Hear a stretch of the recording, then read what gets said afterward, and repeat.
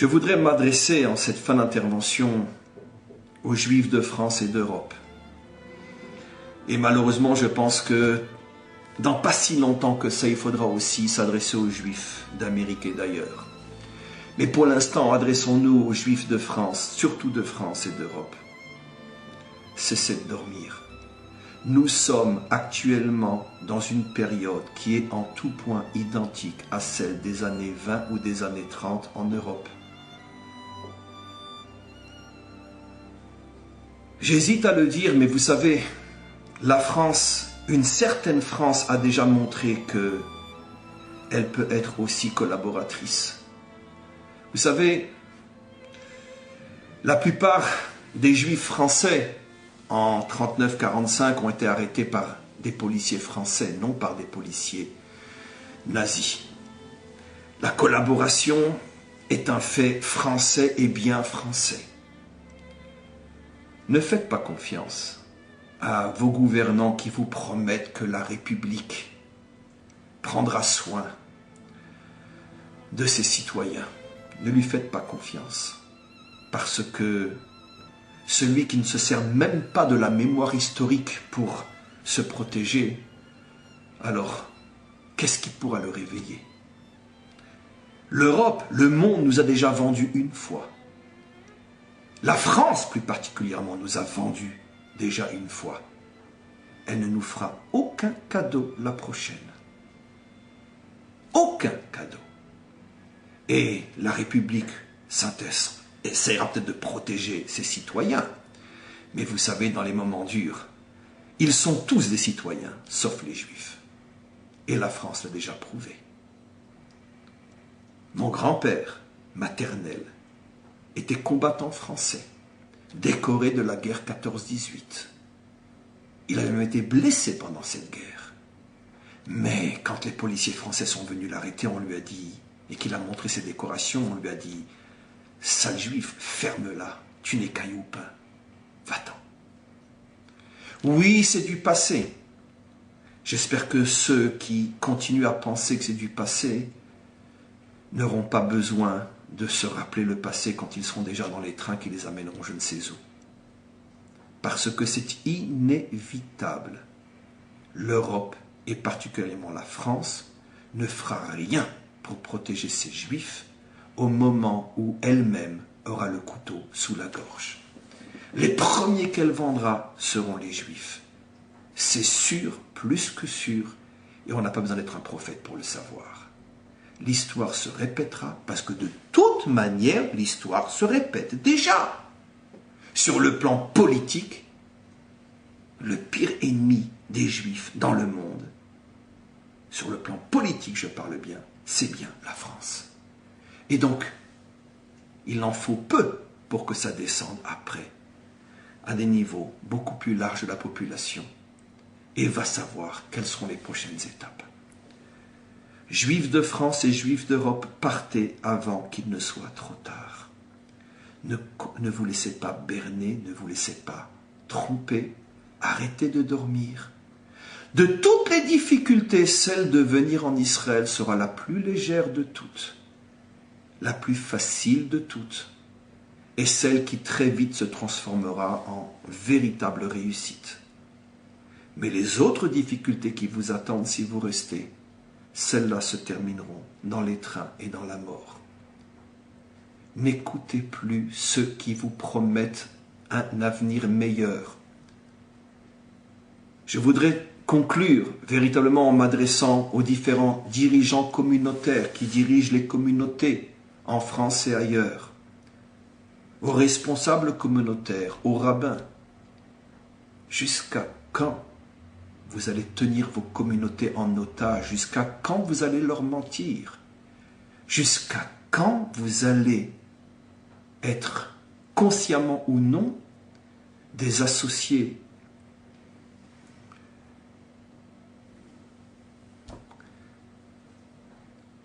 de ce qui est en train et de ce qui va se passer?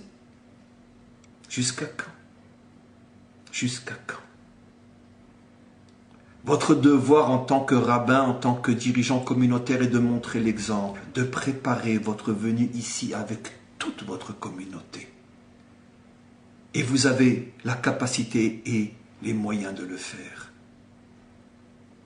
Vous n'avez plus le droit de vous taire, ou pire encore de mentir. De vous taire lorsque vous ne prenez pas position ou de mentir lorsque vous faites croire à vos communautés que tout ira bien. Non, tout ira très mal. Et si vous n'en êtes pas conscient, c'est pire encore. Vous n'êtes pas à la hauteur d'être dirigeant communautaire, car un dirigeant doit être capable de le voir à long terme. Et à long terme, pour ne pas dire à moyen terme, pour ne pas dire malheureusement à court terme, il n'y a aucune issue. Vous devez prendre vos communautés et venir ici. L'Europe ne veut plus de ces Juifs. La France ne veut plus de ces Juifs, même si le discours officiel est différent. La France ne fait rien pour protéger ces Juifs. Elle ne fera rien lorsque le couteau sera plus proche encore de sa gorge. Elle ne fera rien. Alors partez, partez quand vous pouvez encore le faire. Ne soyez pas comme ces Juifs qui sont restés en Europe dans les années 30, dans les années 35. Soyez comme ceux qui sont partis quand c'était encore possible de le faire. Arrêtez avec votre folie de croire que 3500 ans de souffrance, d'oppression, et vous croyez encore que.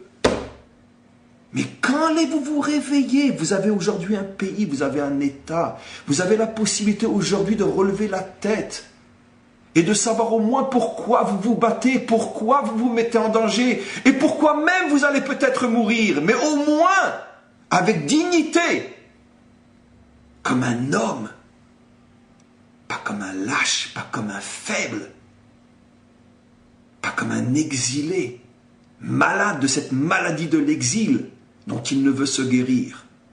Partez avant qu'il ne soit trop tard. Et je terminerai sur une phrase de consolation et d'espoir. Nous, peuple juif, n'avons aucun souci à nous faire. Notre délivrance est en marche. Les prophéties de nos prophètes se réalisent les unes après les autres. Nous sommes le peuple et la génération de la délivrance. Nous allons gagner, nous gagnons déjà. Et c'est la raison pour laquelle les nations se réveillent et la haine contre nous ne cesse de se renforcer parce qu'ils sentent que nous allons enfin réussir après des millions de tentatives de nous faire disparaître. Nous leur échappons et nous réussirons. Nous n'avons aucun souci à nous faire. Nous avons réussi, nous réussissons et nous réussirons. Nous n'avons besoin que d'une seule chose, être tous ensemble, véritablement ensemble, unis sur notre terre. Et à ce moment-là, le Maître du monde fera descendre autour de nous une muraille de feu et de lumière et nous arriverons enfin, pas seulement pour nous, mais aussi et surtout pour l'humanité tout entière, pour tous les humains, qu'ils soient chrétiens ou laïcs, qu'ils soient musulmans ou bouddhistes, qu'ils soient jaunes, noirs ou blancs, pour toute l'humanité. Nous réussirons enfin à libérer les humains.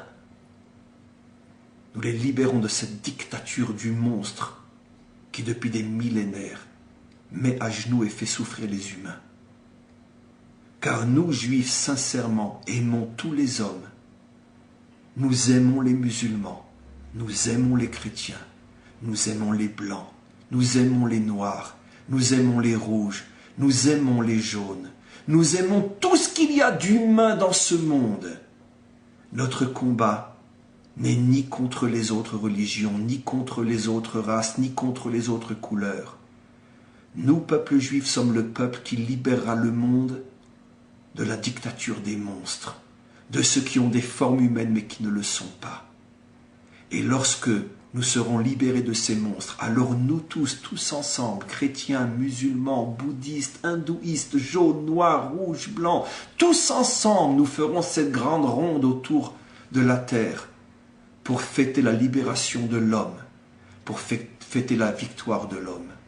Et nous, peuple juif, tous ensemble ici à Jérusalem, nous aurons enfin réalisé notre mission.